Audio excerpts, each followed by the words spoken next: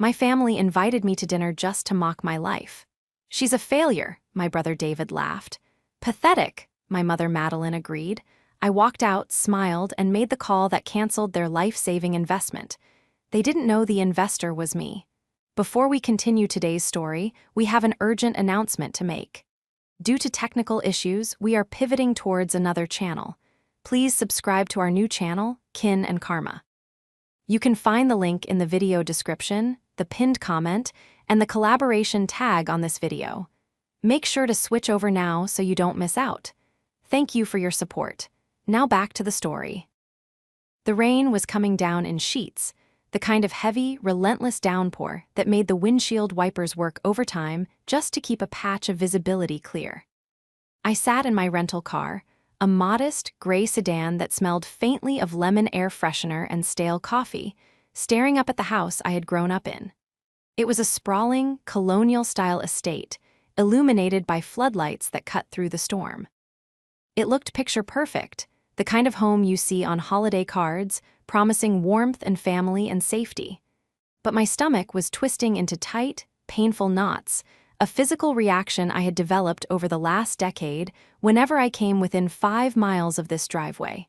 I checked my reflection in the rearview mirror. I looked tired. The dark circles under my eyes were genuine, though not for the reasons my family assumed. They thought I was exhausted from the grind of poverty, from the struggle of being a freelancer with no direction, as my father, Nathan, liked to put it. The truth was, I had just flown in from Tokyo after closing a $40 million acquisition for a client who needed discretion above all else. My fatigue was the expensive kind, jet lag from first-class travel and the adrenaline crash of high-stakes negotiation. But I didn't wear my success. I wore a simple, unbranded trench coat and comfortable boots. To the untrained eye, I looked like I was scraping by. To the trained eye, the fabric of my coat was vicuna wool, but my family had never had trained eyes. They only saw flash, logos, and volume.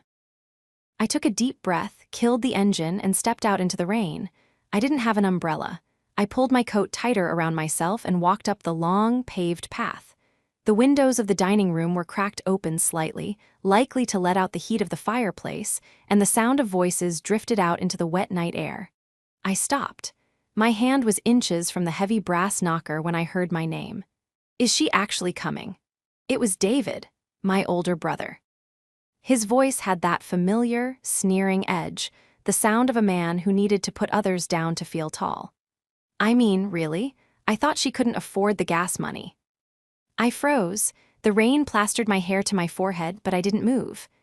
Oh, she'll come, my mother, Madeline, replied. I could hear the clink of crystal against glass. She was probably nursing her 3rd glass of Chardonnay. She needs the free meal, David. You know how Caroline is. She drifts from one little project to another. It's embarrassing, really. It's pathetic, David scoffed. There was a pause, and I imagined him leaning back in his chair, the golden child who could do no wrong. I saw her shoes last Christmas. Scuffed. Old. I almost offered her $50 just to go away, but I didn't want to insult her pride. Whatever pride a 38-year-old failure can have, anyway. She has no career, no love life. She's a walking failure, Madeline sighed, the sound heavy with theatrical disappointment. I just hope she doesn't ask for a loan tonight. You know Nathan is already stressed about the merger. Don't worry, Nathan's voice grumbled, deep and dismissive. I won't give her a dime. She needs to learn. She'll never be worth anything until she hits rock bottom. She's already there, Dad, David laughed, a cruel, barking sound. She's been at rock bottom for 10 years. She's just too stupid to realize it. I stood there on the porch, the water dripping off my nose, my hand still hovering near the door. Every word was a precise, calculated strike. They weren't just venting, they were entertaining themselves. My pain, my supposed struggle, was their dinner theater. I closed my eyes. For a moment, I felt 12 years old again, listening to them critique my report card, telling me I wasn't as bright as David, wasn't as charming as David. But then, the cold wind hit my face and the feeling shifted. The sadness evaporated, replaced by a cold, hard clarity. It was a sensation I knew well from the boardroom. It was the feeling of knowing you held all the cards while the other side was still bluffing. I lowered my hand. I didn't knock. "She'll never be worth anything," Nathan had said. I looked at the warm glow of the window, seeing their silhouettes moving inside, comfortable and arrogant. They had no idea who was standing outside their door. They had no idea that the merger Nathan was stressed about and the investor David was bragging about were all tied to the same source. The betrayal of their cruelty didn't break me this time. It calcified me. I stepped back from the door, moving quietly so the gravel wouldn't crunch too loudly under my boots. The rain felt different now, less like a miserable assault and more like a cleansing wash. I walked back to my rental car, not with the slumped shoulders of the defeated daughter they expected, but with the stride of the CEO I was. I sat in the driver's seat, the engine off, the darkness of the car wrapping around me like armor. My hands were shaking, not from cold, but from adrenaline. It was the fight-or-flight response, but I was done flying. I reached into the inner pocket of my coat and pulled out my phone. It was a secure line, encrypted, the only tool I truly needed to run my empire. I swiped the screen and dialed a number I knew by heart. It rang once. Caroline. The voice on the other end was sharp, alert. It was Marcus, my chief of operations. He was in London, which meant it was the middle of the night for him, but Marcus never slept when a deal was in the red zone. "I didn't expect to hear from you until after the family dinner. Everything all right?" "The dinner is cancelled," I said, my voice steady, surprisingly calm even to my own ears. "I'm not going in." "Okay," Marcus said slowly, sensing the shift in my tone. "Do you want me to rebook your flight to New York? We can have the jet ready in 2 hours." "No," I said, staring at the front door of my parents' house. I saw the shadow of my brother move across the window. He was probably refilling his drink, celebrating his own magnificence. "Not yet. I have some business to conclude here first." "Understood," regarding the Apex project. Apex was the internal code name for the capital injection David's real estate firm was desperate for. He had been courting a mysterious shell company, Obsidian Holdings, for 6 months. He thought he was dealing with a faceless conglomerate of European investors. He had no idea he was dealing with his little sister. "Yes," I said. "Where are we in the process?" "The contracts are on his desk," Marcus replied. "He's scheduled to sign tomorrow morning at 9:00 a.m. Once he signs, the funds, $5 million, transfer immediately to cover his liquidity issues. He's already leveraged his personal assets against it, Caroline. If he doesn't get this money, the bank calls his loans by Friday." I watched the house.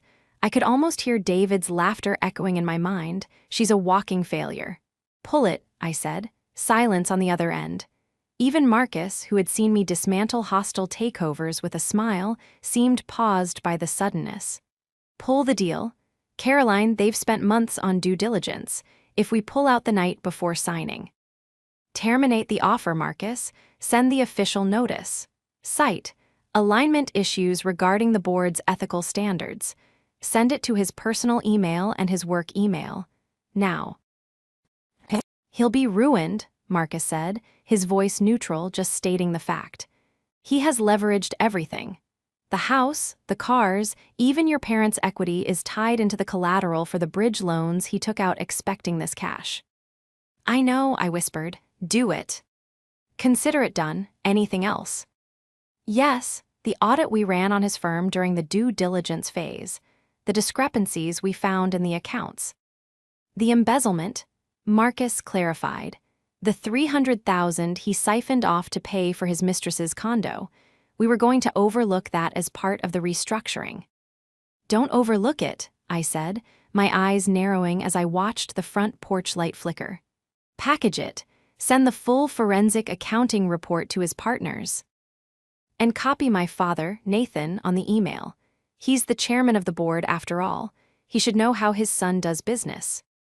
"Scorched earth," Marcus murmured. "I like it. I'll initiate the protocols immediately. By the time they finish their dessert, their phones will start buzzing." "Thank you, Marcus." I hung up the phone and tossed it onto the passenger seat. I sat there for a moment longer, watching the house. I imagined them inside, cutting into their roast beef, raising toasts to their own success, completely unaware that the failure sitting in the rain outside had just detonated their entire world. They thought I was weak. They thought I was nothing. But they had forgotten one crucial thing. When you treat someone like they are invisible, you give them the superpower of being unseen. And I had seen everything. I put the car in reverse and backed out of the driveway, the tires crunching softly. As I drove away, I didn't look back. The real show wasn't the dinner. The real show was going to be tomorrow morning. To understand why I did what I did, you have to understand the ecosystem of the Holloway family. I was never abused in the way you might see on the news. I was never beaten. I was never starved. I was simply diminished. My father, Nathan, was a man who measured worth in volume. He was a loud man, a man who took up space. He had built a mid-sized construction supply business in the 80s and convinced himself he was a titan of industry. He wasn't. He was a big fish in a very small pond, a man who bullied subcontractors and cut corners to maintain a lifestyle he couldn't quite afford. My mother, Madeline, was his perfect counterpart. She was the curator of the Holloway myth. She spent her days managing appearances, serving on charity boards not because she cared about the causes, but because she wanted her picture in the local paper. To Madeline, children were accessories. And then there was David. David was 5 years older than me, and from the moment he could walk, he was the prince. He was loud like Nathan, charming in a shallow, salesman kind of way, and utterly devoid of a moral compass. Growing up, if David broke a window, it was high spirits. If I dropped a plate, I was clumsy and careless. If David got a C in math, the teacher was incompetent. If I got an A, it was expected and barely acknowledged. I spent my 20s trying to buy their love with achievements. I went to a top university on a full scholarship. When I told them, Nathan just grunted and asked why I didn't go to the state school where David had pledged his fraternity. I graduated with honors. They didn't come to the ceremony because David had a minor crisis with a girlfriend that required their full attention. That was the turning point. At 22, I realized that no matter what I did, I would never be David. I would never be enough. So I stopped trying to be their daughter and started trying to be myself. I moved to the city. I started my first company, a small consultancy firm for crisis management. I was good at it. I was good at seeing patterns, at predicting fallouts. I was good at cleaning up messes because I had spent my whole life navigating the mess of my family's emotions.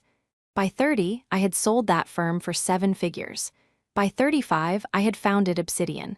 But I never told them. Why? Because I knew them. If I had told Nathan I was a millionaire, he would have demanded I invest in his failing projects. If I had told Madeline, she would have criticized my clothes, my house, my choices, all while spending my money. If I had told David, he would have tried to exploit me. So, I created a persona. When I visited, I wore old clothes. I talked vaguely about freelance writing and struggling with rent. I let them believe I was the failure they needed me to be. It made them feel superior. It made them feel safe. And it gave me a front row seat to their rot. David had taken over the family business 5 years ago, or rather, Nathan had handed it to him. Since then, it had been a slow-motion car crash. David had pivoted from supply to high-end development. He wanted to be a real estate mogul. He bought land he couldn't develop. He hired contractors he couldn't pay. He leased a Porsche 911 he couldn't afford and wore a fake Rolex that he claimed was a vintage heirloom. He was drowning. I knew this because Obsidian's analysts had been tracking him. 3 months ago, David had approached a broker looking for a miracle. He needed $5 million to finish a luxury condo complex that was currently just a muddy hole in the ground. Without the cash, the bank would foreclose on the land, and because Nathan had co-signed the loans, the foreclosure would wipe out my parents' retirement fund and their house. They were all standing on the edge of a cliff, holding hands, and David was about to jump, pulling them all down with him. The broker he found was one of mine. I had set the trap carefully. I had authorized the creation of a shell company, Obsidian Holdings, specifically to entertain David's proposal. We had strung him along for weeks, asking for more documents, more audits, forcing him to reveal every dirty secret of the business. We found everything: the falsified invoices, the tax evasion, and the most damning piece of all, the embezzlement. David wasn't just bad at business. He was stealing from the company accounts, draining what little liquidity they had to fund a secret life. The man I had seen through the window, laughing at my poverty, was a criminal. The antagonist of my life wasn't just a mean brother.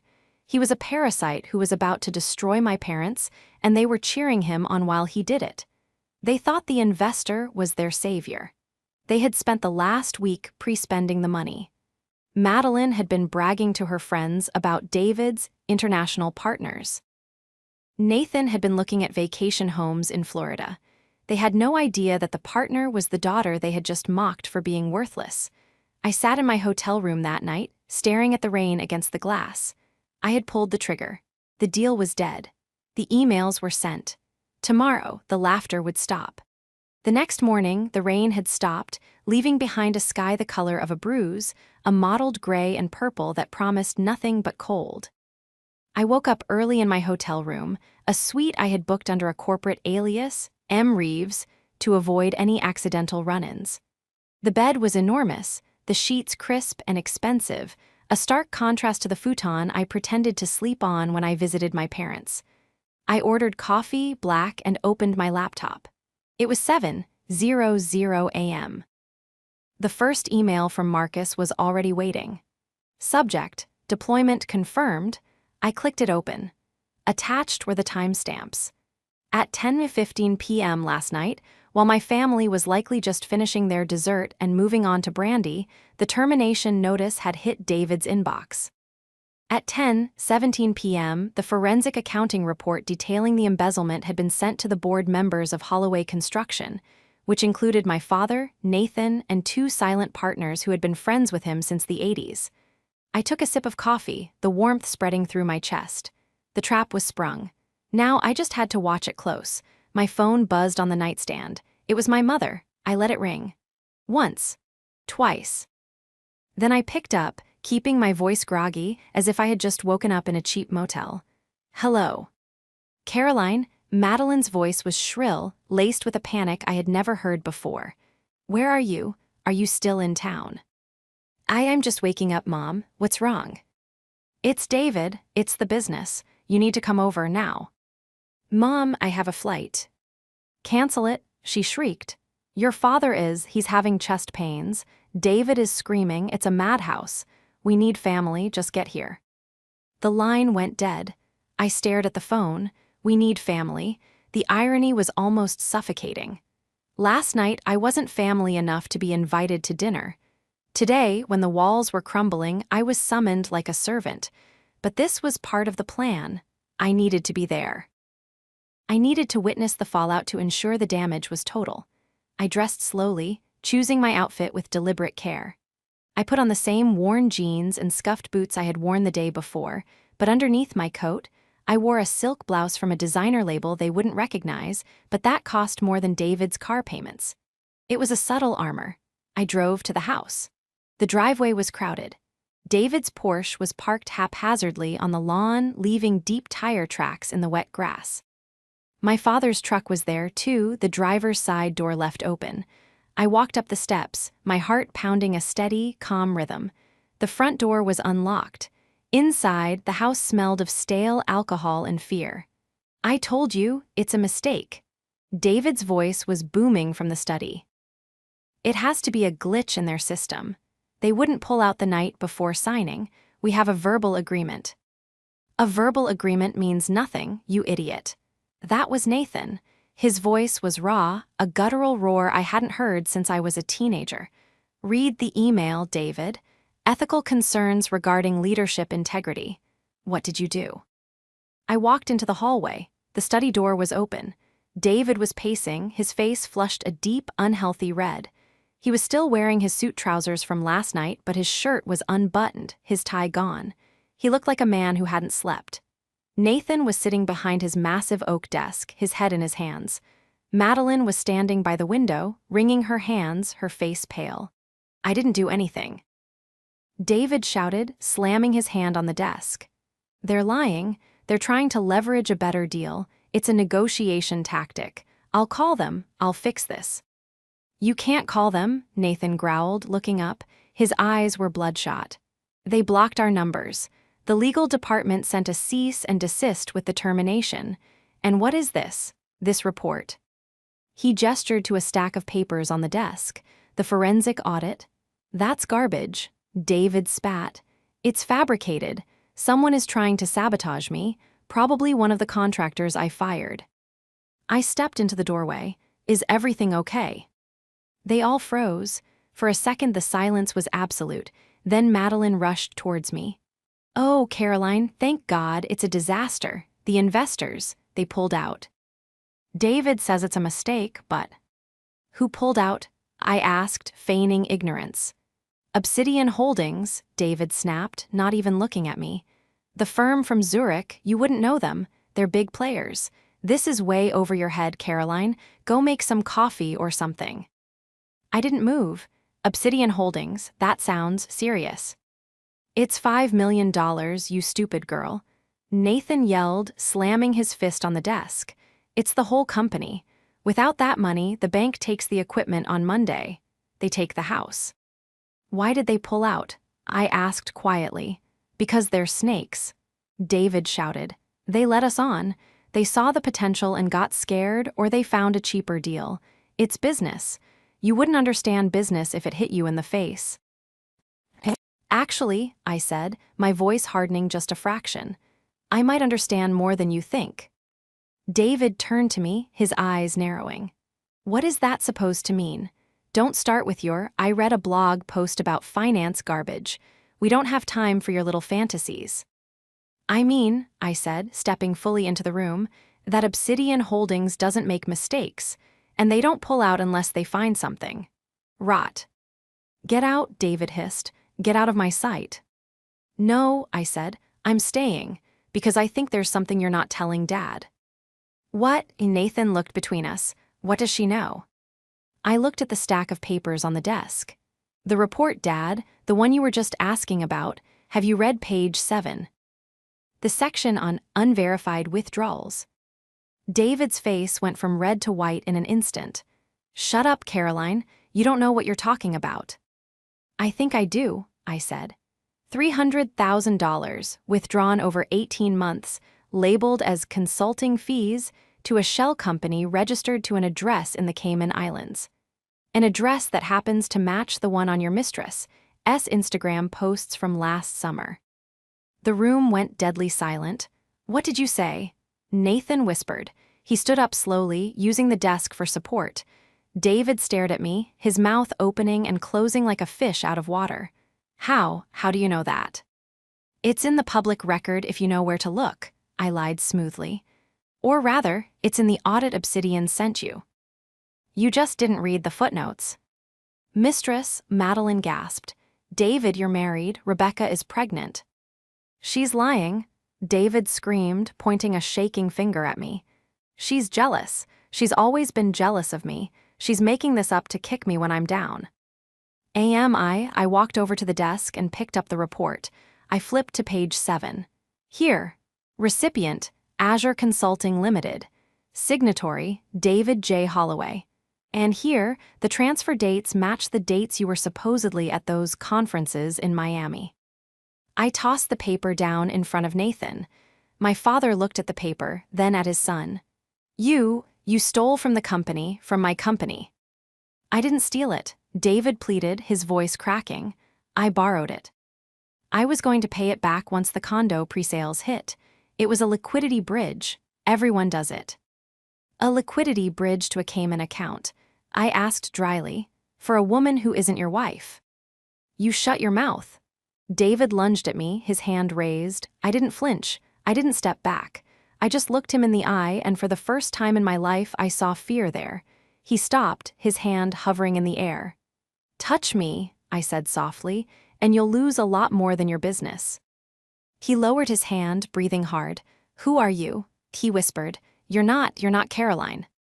I'm exactly who you made me, I said. But that's not the point, is it? The point is, Obsidian knows. That's why they pulled the deal. They don't partner with embezzlers. I can fix it. David turned back to Nathan. Dad, listen, we can explain it. We can say it was an accounting error. We can reclassify the funds, if we just get them back on the phone. They won't take your call, I said. How do you know? Nathan asked, his voice trembling. He looked old suddenly, deflated.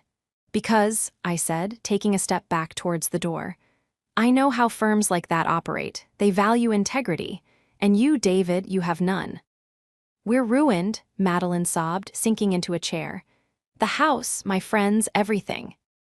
Not necessarily, I said. They all looked at me. There might be a way, I said slowly. A way to salvage the company, but not with David in charge. What are you talking about? Nathan asked. I have contacts, I said, people in finance. I might be able to get a meeting, a reconsideration, but only if the ethical concerns are removed. You, David scoffed, though the laugh was weak. You have contacts. Who? The manager at the coffee shop. I can make a call, I said, ignoring him. But the condition will be simple. David steps down, immediately, and he pays back every cent he stole. I can't, David cried. I don't have it, it's gone. Then you sell your house, I said. You sell the Porsche, you liquidate your assets, or you go to jail. Because if Obsidian reports this to the SEC, it's federal fraud, David. She's right, Nathan said. His voice was cold. She's right. Dad, David looked betrayed. You're listening to her, the failure. She's the only one offering a lifeline. Nathan yelled. And you thief, you stole from me. I'll make the call, I said, pulling out my phone. But I need a decision, now. The room was heavy with a silence so thick it felt like physical pressure. Nathan stared at his son, seeing him clearly for the first time in decades. The golden boy was tarnished, covered in the grime of his own greed. Do it, Nathan said, his voice a rasp. Call them. Dad, no, David protested, grabbing his arm. You can't let her take over, she's a nobody, she's bluffing. I'm not taking over, I said calmly. I'm just the messenger, and I'm not bluffing. I dialed Marcus's number again, putting it on speaker but keeping the volume low. Yes, Marcus answered.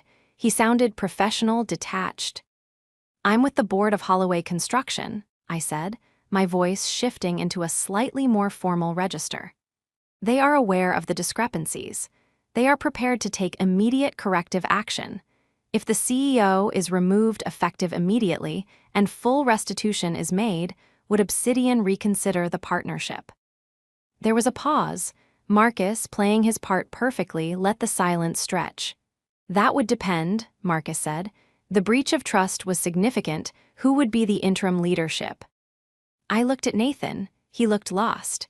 Nathan Holloway will resume full control, I said, with oversight from an external auditor appointed by your firm. And the funds? Marcus asked. The misappropriated $300,000 will be returned within 48 hours, I said, looking at David. Liquidated from personal assets. David looked like he was going to vomit.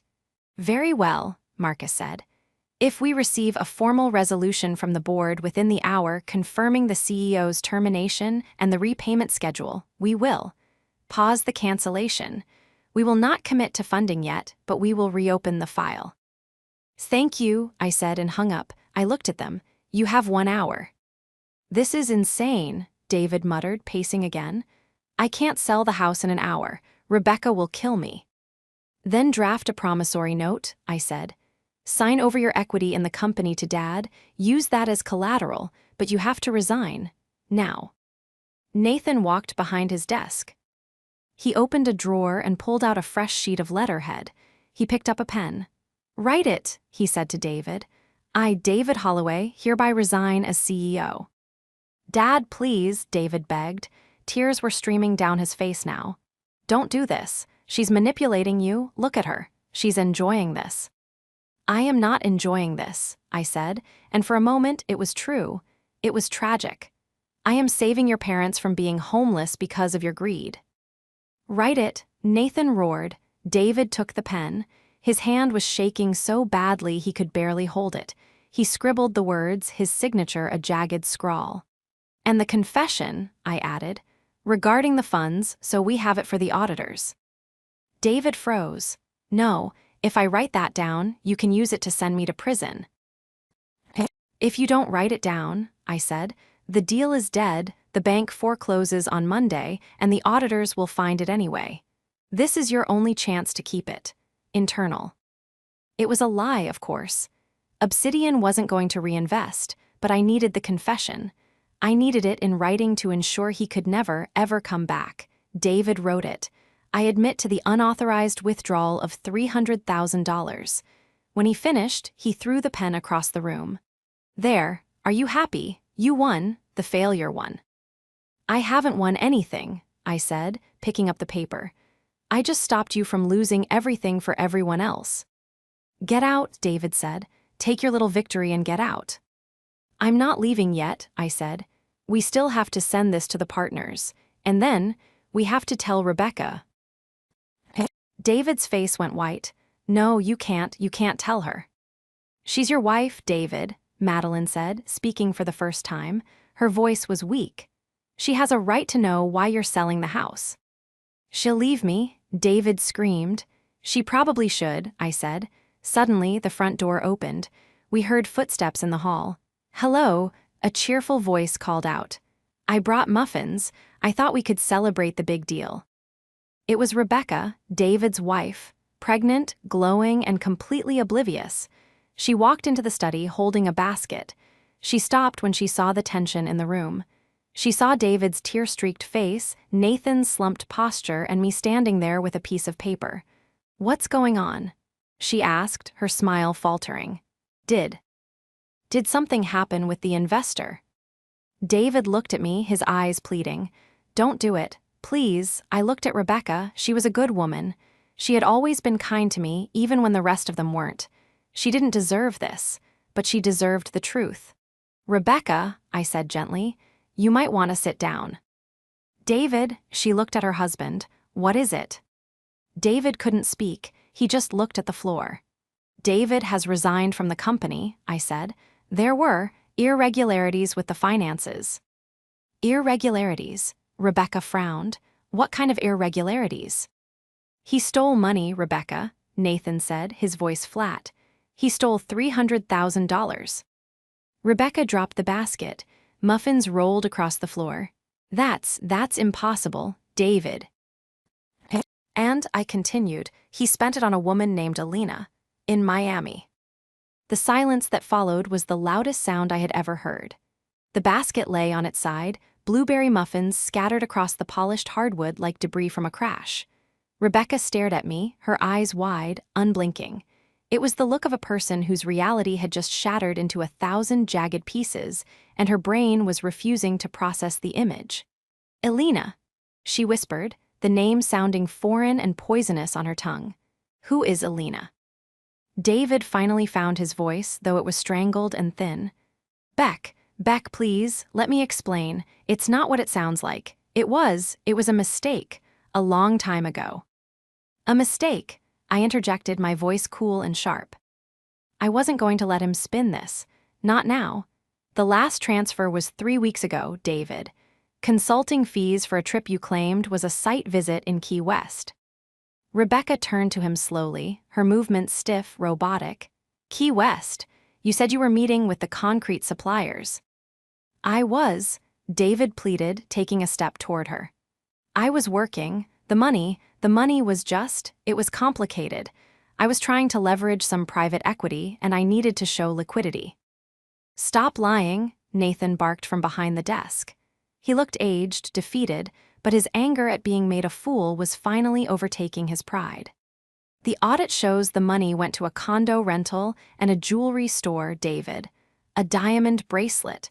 Did Rebecca get a diamond bracelet 3 weeks ago?" Rebecca's hand went instinctively to her bare wrist. She looked down at it, then back at David. The realization was dawning on her face, the late nights, the stress that kept him at the office, the sudden defensiveness about his phone. "You spent $300,000, she said, her voice trembling, on her. while we were talking about cutting back for the baby, while you told me we couldn't afford the nursery furniture I wanted. I was going to put it back. David yelled, tears streaming down his face now, a grotesque mix of panic and self-pity. Once the Obsidian deal went through, I was going to replace it all. No one would have known. It was a loan. From my retirement, Madeline shrieked suddenly, finding her voice. She stood up, her face blotchy and red. You stole from us, from your father and me. We trusted you with everything. I did it for the family. David roared back, cornered and desperate. To keep up appearances. You always wanted me to be the big shot, Mom. You pushed me to take the CEO role. You wanted the country club membership and the new cars. I did it to keep your lifestyle afloat. Don't you dare blame me for your whoring. Madeline screamed, rushing at him. She slapped him across the face, a sharp crack that echoed in the silent room. David stumbled back, holding his cheek. He looked at me with pure venom. This is your fault, he hissed. You did this. You came here to destroy us because you're jealous. You're a miserable, lonely failure, and you wanted to drag us down with you. I stood my ground, watching the chaos unfold. This was the family that had called me worthless. This was the brother who had mocked my shoes. They were tearing each other apart over money and lies, revealing the rot at their core. I didn't do this, David, I said calmly. You did. I just turned on the lights. Get out, he screamed. Get out of my house. It's not your house anymore, I reminded him. You just signed it over to Dad as collateral, remember. He froze. The reality of the document he had signed in panic hit him. And as for the Obsidian deal, I continued, deciding it was time for the final blow. I walked over to the desk and picked up my phone. You can stop waiting for that call. What? Nathan asked, looking up. You said you could fix it. I said I could make a call, I corrected. I didn't say I would ask them to invest. I am the investor, Dad. The room went silent again. Even Rebecca stopped crying to look at me. What? David whispered. Obsidian Holdings isn't a Swiss conglomerate, I said. It's my firm. I founded it 6 years ago. I am the CEO. I am the one who approved the due diligence. I am the one who hired the forensic accountants. And I am the one who decided not to give you a single cent. You're lying, David stammered. You're a freelancer, you're broke. I have a net worth of over $40 million, I said, my voice steady and devoid of arrogance, just stating facts. I own 3 companies. I sit on the board of 2 charities that Mom only dreams of getting invited to. And the reason I never told you is because I knew exactly what you would do. I looked at Madeline. You would have treated me like a bank. I looked at Nathan. You would have tried to control it. I looked at David, and you would have tried to steal it. So, I finished, I became the failure you needed me to be, until you became a threat to the only people I actually care about protecting your victims. I turned to Rebecca. I'm sorry you had to find out this way, but the forensic report is in your email. My team sent it to you 5 minutes ago. You'll need it for the divorce lawyer. I've also taken the liberty of paying the retainer for one of the best firms in the city. They're expecting your call. Rebecca looked at me, stunned, tears still wet on her cheeks. You did that for me. You were the only one who ever asked me how my day was, I said softly. You deserve better. David lunged. It was a desperate, animalistic move. He came at me with his fists raised, screaming something unintelligible, but Nathan was faster. The old man, energized by fury and betrayal, stepped in front of me and shoved his son back. Hard, David stumbled over the muffin basket and fell onto the floor. Don't you touch her, Nathan growled, standing over him. She's twice the man you are. David lay there, panting, looking up at his father, his mother, his wife, and me. He was alone, truly, completely alone. The next few hours were a blur of logistics and tears, but for once I wasn't the one crying. Rebecca left first. She packed a bag, took the keys to her own car, the one David hadn't leased, and drove to her sister's house. She hugged me before she left, holding on tight. Thank you, she whispered. It hurts, but thank you for saving me from a lie. David was escorted out by Nathan. My father, in a moment of grim efficiency, had called the company's security team to retrieve the company car and laptop. David left on foot, walking down the driveway in his expensive suit, shouting obscenities that the wind carried away. I stayed behind with my parents for a little while. We sat in the living room, the silence heavy but different now. It wasn't the silence of judgment, it was the silence of shame. "Caroline," Madeline started, her voice trembling. She looked small, stripped of her pretenses. We didn't know about your success. Why didn't you tell us?" "Would it have mattered?" I asked, looking at her. "Would you have loved me more, or would you just have loved what I could give you?" She looked down at her hands. She didn't answer. That was answer enough. "I'm leaving now," I said, standing up. "I have a flight back to Tokyo in 3 hours." "Wait," Nathan said. He stood up, looking uncomfortable. "About the company, with David gone, we're in trouble. The debt." "I know," I said. "The $5 million hole is still there." Is there any chance?" he asked, hope flickering in his eyes. "Since it's your money, could we work something out, a loan? I could give you equity." I looked at him. Even now, after everything, the instinct was to ask, to take. "No," I said firmly. "Obsidian doesn't invest in failing businesses with bad leadership. And frankly, Dad, you let this happen. You watched him spend money he didn't have and cheered him on." He flinched, but, I added, "I have purchased the debt from the bank." "What?" "I bought the loans this morning," I said. "I am now your primary creditor. You won't be foreclosed on next week. You have 6 months. Sell the heavy equipment, downsize the operations. Sell this house if you have to, pay me back. If you do that, you can retire with some dignity. If you don't, I will foreclose. And I won't hesitate." Nathan stared at me. It wasn't charity, it was business. And for the first time, he respected me. "Understood," he said, nodding slowly. "Thank you, Caroline." I walked to the door. "Caroline," Madeline called out. Will we see you for Christmas?" I stopped, my hand on the doorknob. I thought about the years of snide comments, the lonely holidays, the feeling of being an outsider in my own home. "I don't think so," I said without turning around. "I think I'll be busy. I have a company to run." I walked out into the cool, clean air. The rain had stopped completely and the sun was breaking through the clouds. My rental car was waiting. I got in, started the engine, and drove away. I didn't look back at the house. I didn't need to. I knew exactly what was happening inside, the reckoning of a lifetime. My phone buzzed. It was a text from Marcus. "Board resolution received. David is out. Rebecca's lawyer has been briefed. The acquisition of the debt is complete." "Well done, boss," I smiled. It wasn't a smile of vengeance, really. It was a smile of freedom. I had finally stopped trying to be their daughter and fully embraced being myself. And for the first time in 38 years, I wasn't the one paying the price.